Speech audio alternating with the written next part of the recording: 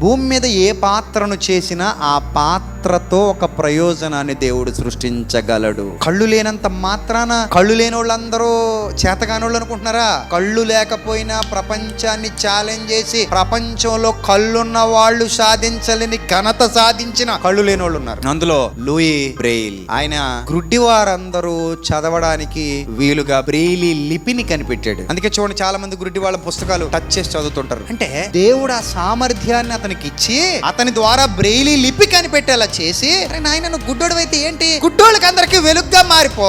ఒకవేళ నువ్వు కళ్ళున్నోడు అయితే గుడ్డోళ్ళకి వెలుగ్గా మారగలవా? మారలేవు. అందుకే నీ కళ్ళు తీసేసి పంపిస్తున్నా భూమి మీదకి. బుర్ర మాత్రం గట్టి బుర్రేస్తున్నా. ఇప్పుడు కళ్ళు లేవని బాధపడకు, గట్టి మెదడుంది లోపల, దాన్ని వాడడం మొదలుపెట్టు, నువ్వు గొప్ప అద్భుతాలు చేస్తావు అని దేవుడు లూయి బ్రెయిల్ అనే ఆయనకి మంచి జ్ఞానాన్ని ఇచ్చి కళ్ళు తీసి పంపించాడు. ఇప్పుడు కళ్ళు లేకపోయినా కళ్ళు లేని వాళ్ళందరికీ దీపమై కూర్చున్నాడు ఆయన. ప్రతి అంద పాఠశాలలో లూయి బ్రెయిల్ ఫోటో ఉంటది.